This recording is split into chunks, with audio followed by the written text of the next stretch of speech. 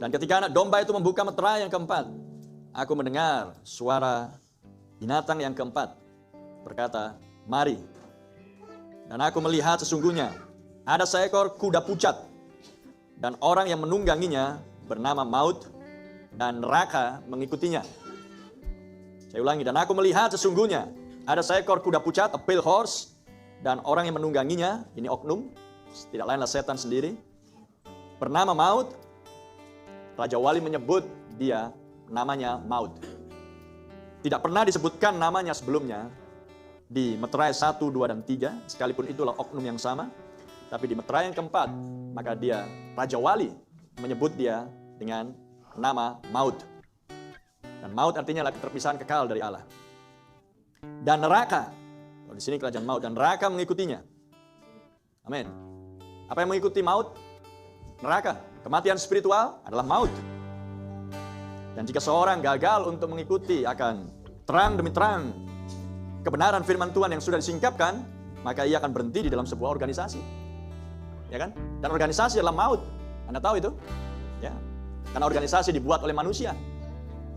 Dan kepada mereka diberikan kuasa atas seperempat dari bumi untuk membunuh dengan pedang dan dengan kelaparan dan maut. Death, bahasa Inggrisnya, kematian.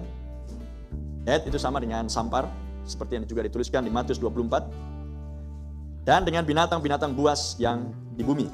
Ini adalah keempat penghukuman yang dinyatakan, yang dicurahkan di bawah meterai yang keempat.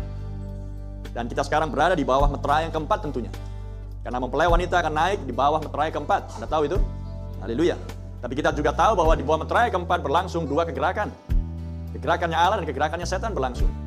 Yaitu adalah mempelai wanita dan patung binatang. Berjalan di situ, hewan oikumene, dan semuanya itu beraroma maut. Dan neraka mengikutinya. Dan keempat akan penghukumannya Tuhan yang dituliskan di meterai keempat ini. Jangan pernah Anda berpikir bahwa ini nanti.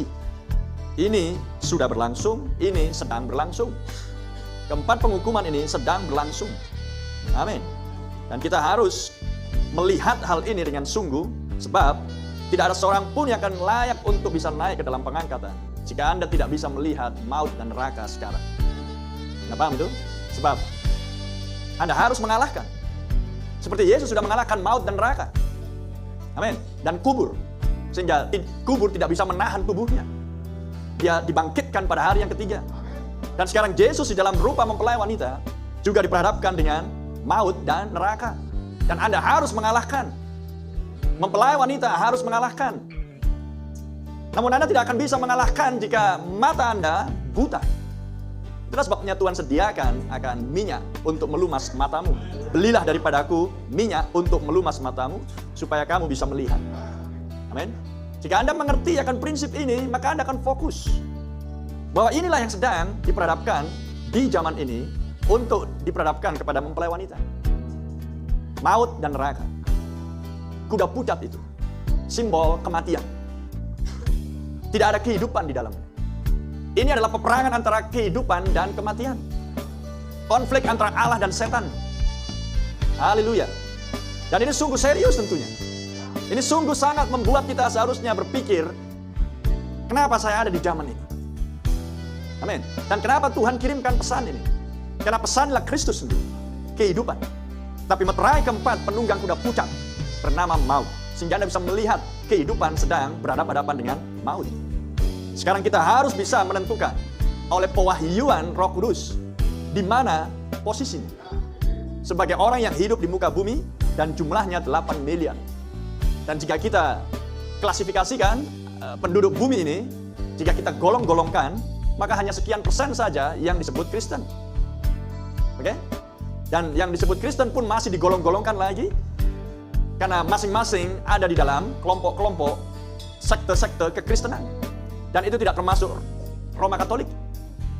Roma Katolik sendiri, Kristen sendiri. Bisa menangkap yang saya maksud? Sehingga Anda bisa melihat betapa jumlah Kristen itu sangat sedikit. Dan Anda bisa bayangkan, mereka yang lain berarti sudah berada di dalam cengkeraman daripada penunggang kuda pucat. Udah otomatis itu. Bisa paham? Karena Alkitab ini hanya untuk orang Kristen. Tapi orang Kristen hanya sekian persen dari 8 miliar penduduk bumi saat ini.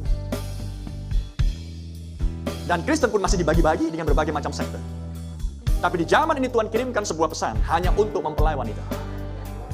Dan jumlahnya sangat sedikit. Lebih sedikit lagi. Itu sebabnya kita harus betul-betul menyadari zaman apa yang sedang kita hidupi saat ini.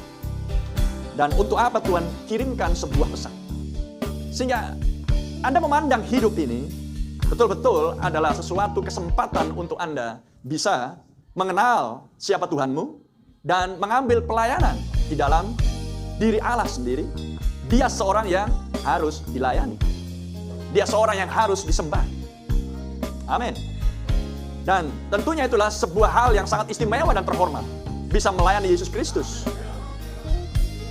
Amin. Tapi Tuhan memberikan persyaratan-persyaratan. Dan untuk itulah pesan menyingkapkan akan Alkitab ini.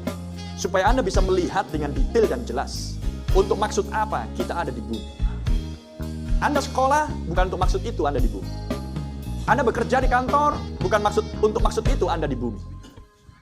Anda menikah sebagai suami dan istri bukan untuk maksud itu Tuhan tempatkan Anda di bumi. Karena di luar kita juga banyak suami istri. Di luar kita juga banyak anak yang sekolah. Orang juga bekerja mencari makan. Sepanjang dirinya disebut manusia, makhluk hidup.